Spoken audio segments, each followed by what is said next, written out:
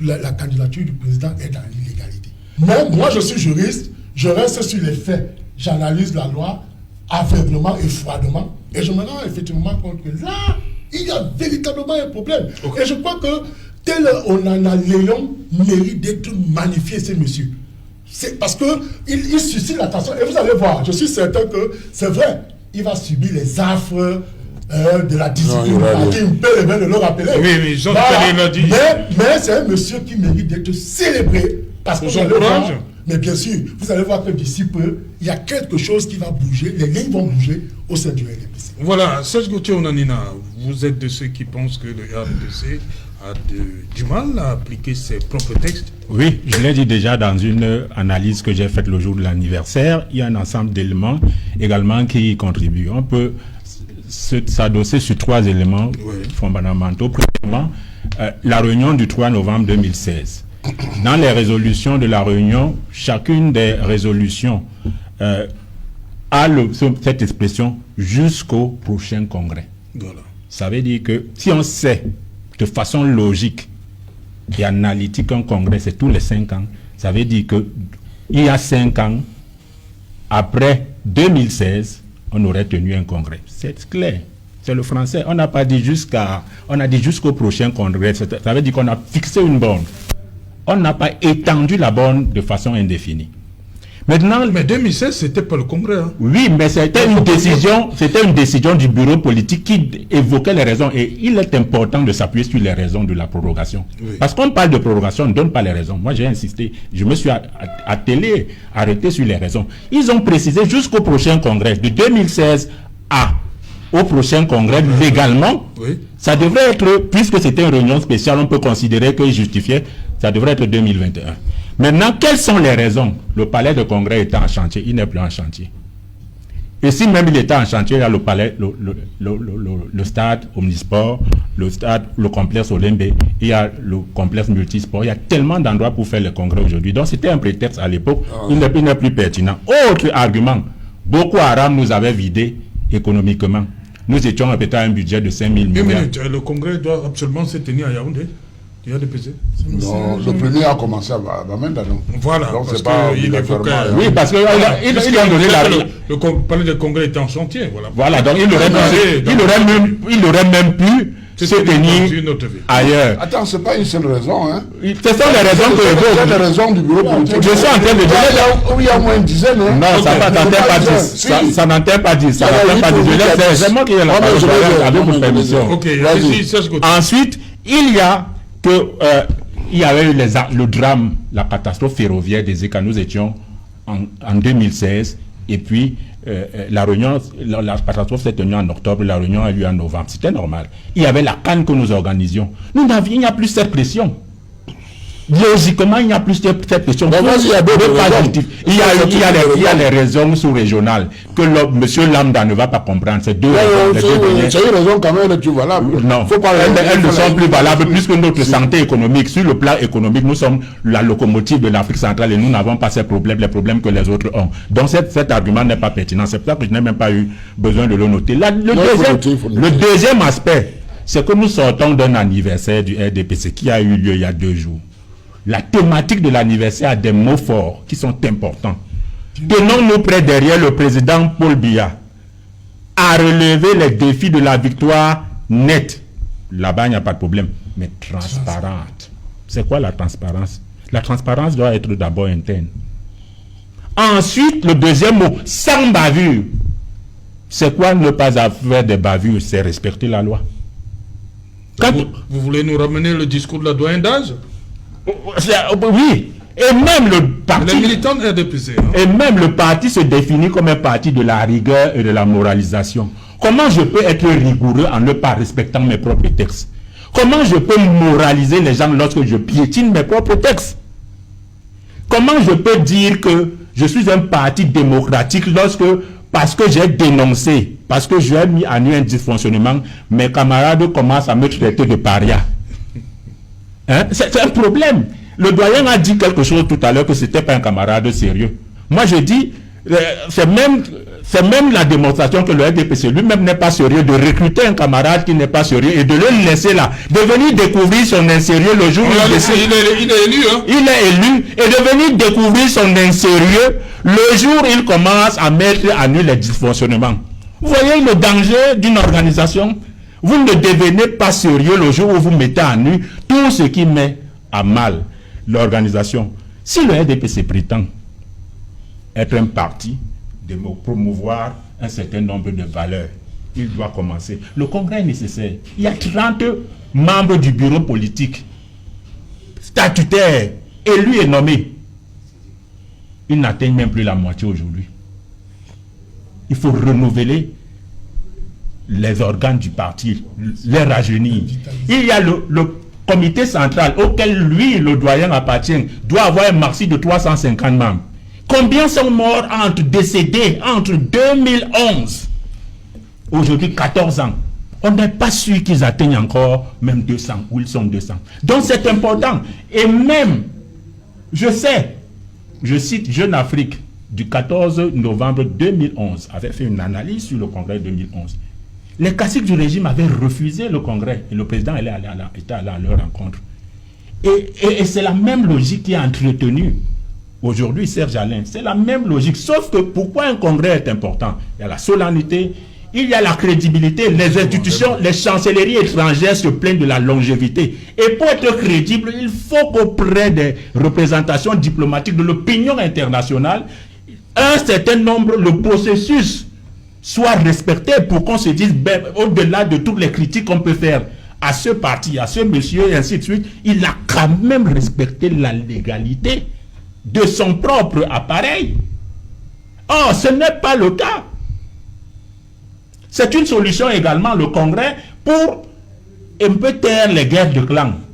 Parce que ça va créer, ça permet non seulement de rajeunir, de renouveler le personnel politique, de préserver même la suivi du parti. Parce que si un parti, si le président de la République nous quitte là maintenant, ce qu'on ne lui souhaite pas, mais il n'est pas éternel non plus. Un bureau politique qui n'est pas complet, un comité central qui n'est pas rajeuni, complété, un certain nombre de dispositions qui ne sont pas respectées, quel sera l'avenir du RDPC? Ce sont des questions de fond qu'un camarade du parti, au-delà de toute la transhumance politique qu'on peut faire le concernant, pose comme problème. Donc il est nécessaire pour le RDPC d'organiser ce congrès. Ça coûte quoi? Ça coûte quoi d'organiser, ça vous coûte quoi d'organiser un congrès? Grand frère, lorsque le président Paul Biya, le bureau politique s'est réuni et le professeur l'a dit, c'est pas mystique. C'est une association. Quand vous avez une association avec des membres, vous le président, vous ne prenez pas un certain nombre de décisions stratégiques qui qui concernent la vie, l'avenir, le fonctionnement de l'appareil de façon secrète. À la fin, vous faites un rapport public. C'est pour cela que la réunion du bureau politique de 2016 est publique. Pour dire, bon, comme nous n'avons pas pu tenir, n'allez pas vous plaindre. Voici ce que, par rapport à ce que les prérogatives de la loi, de nos lois, nous autorisent, voici ce que nous avons fait. Ils n'ont plus jamais, il n'y a plus jamais eu de réunion du bureau. Non, c'est un aîné, je ne peux pas dire qu'un aîné ne dit pas la vérité, ce serait une grande faute de ma part. Mais je sais également que l'aîné, avec tout le respect on dirait que nous on est venus les écouter. Tu leur laisses trop de temps de parole. Non, on doit expliquer. C'est eux qui parlent, c'est les opposants, c'est pas le RDPC. Non, je suis ici en tant que grand frère, avec tout le respect que je vous dois. Je suis ici en tant que journaliste politique. Pas comme ça. Non, moi je suis pas militant de je suis journaliste. L'égalité des instances dirigeantes du RDPC par le président national et les autres dont les mandats sont en raison de l'expiration de ces mandats-là depuis le dernier congrès 2011. Ces institutions, ces organes ont été mis en place au congrès 2011. Pour lui, il est temps d'organiser un congrès ordinaire et de désigner un mandataire qui va comme ça, convoquer ce congrès et fixer l'ordre du jour. On sait qu'il s'appuie sur la présidentielle qui a annoncé, qui est fixée en octobre. Il faut absolument un candidat du RDPC.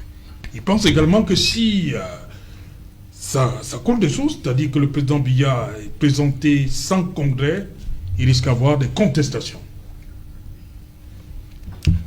Monsieur Sajalot, il y a deux problèmes. Oui. Une question de fond et un problème de fond. La question de fond, c'est simplement que est-ce que M. Taylor Onana Léon a qualité? Pas du tout. Pâturage. Il n'a pas un peu d'argent, j'en ai besoin, pas les idées. Non, parce que c'est pas la question. Nous donnons trop d'importance à ce monsieur-là. C'est le professionnel du droit. C'est un patriarche chez nous, donc quand il parle, je me tais parce que je ne peux pas aller. Le droit, c'est dangereux. Oui, prof. Vous voyez que je commence à poser la question de fond, avant de bouter sur le fond de la question. Est-ce qu'il a qualité? J'ai aimé son évolution. Il est parti de plusieurs politiques telles que l'a si bien restitué le patriarche. Mais à la dernière minute, il est où? Il est dans le RDPC. Donc si on s'appuie sur les dispositions du statut de ce parti politique, c'est-à-dire l'article 6, 7, 8, 9, il a qualité puisqu'il est conseiller municipal du RDPC. Donc à ce niveau, la question de fond ne se pose pas. Maintenant, le fond de la question, c'est quoi? C'est que, est-ce qu'il peut mener une telle procédure? Oui, s'il a déjà qualité, parce que dans la saisine des autorités, surtout juridictionnelles, il faut avoir qualité, intérêt pour agir. Donc, on se rend bien compte que M. Léon Taylor a suivi la procédure normale, c'est-à-dire en saisissant, parce que vous savez, le principe constitutionnel d'accès à la justice, c'est prévu par la Constitution. Et comme l'a rappelé Mpelo Onana, il s'agit du fait qu'on peut saisir les instances internes du parti pour le règlement, comme on peut aussi saisir la justice, parce que c'est le principe constitutionnel d'accès à la justice. Maintenant, le problème de fond que pose ce monsieur, c'est un problème de dysfonctionnement interne en rapport avec la légalité du parti. Alors, qu'est-ce qui est prévu? L'article 17 du statut est clair. On commence par indiquer les instances, j'allais dire, dirigeantes du parti. On vous dit, il y a le congrès, il y a le comité central et il y a le bureau politique. Maintenant, à chacune de ces institutions ou instants, on a restitué un certain nombre de prérogatives. Maintenant, quand nous tombons sur le congrès, parce qu'en réalité de toutes ces institutions, et j'ai aimé le rappel de Mpele, le congrès est l'instance suprême. Ça veut donc dire que fait le congrès? Là, on tombe sur l'article 18, alinéa 1. L'alinéa 1 ne va pas nous intéresser parce qu'on dit le congrès définit la politique. C'est pas ça qui nous intéresse. Mais ce qui nous intéresse particulièrement, c'est l'alinéa 2. Le congrès se tient tous les 5 ans. Toutefois, en cas de nécessité, cette périodicité peut être abrégée ou prorogée par le bureau politique. Et cette disposition est confortée par l'article 47. Maintenant, là, ce n'est plus du statut, mais du règlement intérieur. Article qui indique 47. Oui. Regardez Serge Alotou, qui indique que le congrès peut se tenir par une session ordinaire ou par une session extraordinaire. Vous voyez? Voilà. Alors, maintenant, qu'est-ce qu'il faut indiquer? Il faut indiquer que le congrès est dans l'âme du parti RDPC. C'est-à-dire, sans le congrès, le parti ne vit pas. Si, le bureau politique peut faire entre les deux. Non, non pas les mêmes prérogatives, Gaffre. On a les tests, on peut lire. Les instances sont bien reparties. Et ces gens-là, ce n'est pas anodin qu'on place le congrès au sommet. C'est la hiérarchie des institutions, des organes. Ça veut dire quoi? Première mission du congrès, élire le président national du parti. Maintenant, l'article poursuit, c'est-à-dire que pour une durée, enfin la périodicité est prévue, 5 ans. Maintenant, cette périodicité peut être abrégée selon les nécessités ou prorogée. Tout à fait. Par le bureau politique. Par le bureau politique. Ça veut donc dire que le conseiller municipal tel Lyon fait remarquer que à l'heure actuelle des dispositions statutaires et réglementaires du RDPC, il y a un problème qui ne va pas. Je crois que ce monsieur mérite d'être salué. Il mérite d'être salué et même célébré. J'allais même dire magnifié. Parce que cela permet au parti de se remettre dans la légalité. Effectivement. Je vais vous dire, l'article 6, peut-être du statut, je peux me tromper, dit ceci. Non, l'article 2 du statut dit le rassemblement démocratique, le rassemblement démocratique du peuple est fondé sur les principes démocratiques. Et c'est un état de droit, puisque un parti agit. Deuxième tiret, le article 2, le parti Rassemblement démocratique du peuple camerounais a pour but de rassembler et de mobiliser les populations du Cameroun en vue, deuxième point, de la promotion d'un système politique démocratique. Voilà. Ça veut donc dire quoi? Ça veut donc dire qu'en interne du parti, doivent se tenir tous les 5 ans le choix du président du RDPC. Je voudrais prendre un exemple simple pour que les téléspectateurs nous comprennent.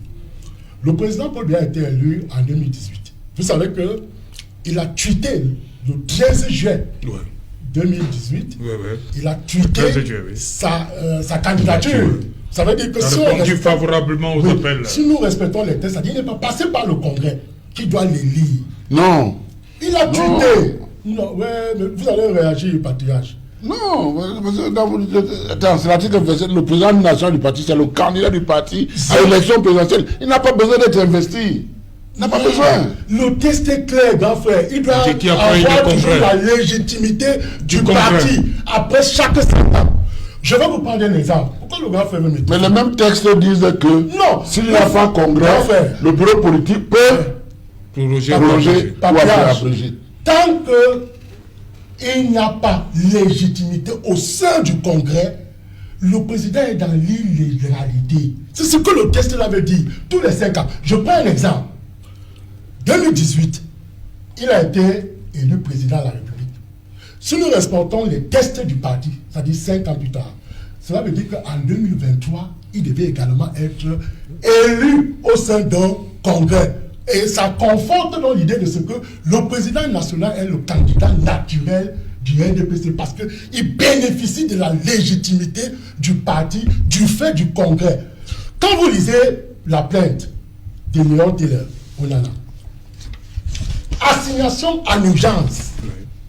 Vous voyez, l'urgence, quand on dit urgence, ça veut dire qu'il y a nécessité. Et Obi et Drago disent que l'urgence est l'âme du référé. C'est-à-dire que quand il y a un référé, ça veut dire que l'urgence est... On doit faire tout en urgence. Parce que sinon, c'est la raison pour laquelle il indique que si cela n'est pas fait entre-temps, ça peut invalider la candidature du président. Risque d'être rejeté. Vous voyez? À raison des contestations relatives à sa légalité. C'est genre tout. Si un congrès, le caractère d'un congrès, c'est sa solennité. On peut convoquer aujourd'hui les éléments numériques. C'est-à-dire que pour dire qu'on a eu le Covid et qu'on ne peut pas tenir une réunion pour les nécessités mais on peut tenir une réunion en visioconférence. Même là, le peuple camerounais devait être informé qu'il y a véritablement eu une visioconférence où on a appelé, le président a échangé, puisque c'est lui qui convoque cet instant, où il a appelé, ils ont échangé, où on a prorogé le mandat du président de la République. Donc, cela veut dire quoi? C'est genre, sur le plan technique, juridique, on exclut le fait, donc techniquement, si je m'appuie sur le caractère solennel du Congrès, la candidature du président est dans l'illégalité. Bon, maintenant, le patriarche a indiqué que on n'est pas obligé d'informer les uns et les autres. Bon, si c'est dans une réunion mystique de sorcellerie, bon, là, je suis d'accord que, effectivement, ça a été prolongé. Bon, je suis d'accord avec le patriarche. Mais moi, je suis juriste, je reste sur les faits. J'analyse la loi aveuglement et froidement. Et je me rends effectivement compte que là, il y a véritablement un problème. Okay. Et je crois que tel Onana Léon mérite d'être magnifié, ces messieurs. C'est parce qu'il suscite l'attention. Et vous allez voir, je suis certain que c'est vrai, il va subir les affres de la discipline. Il peut le rappeler. Oui, Jean-Pierre l'a dit. Mais c'est un monsieur qui mérite d'être célébré. Parce que mais bien sûr, vous allez voir que d'ici peu, il y a quelque chose qui va bouger, les lignes vont bouger au sein du RDPC. Voilà, Serge Gauthier.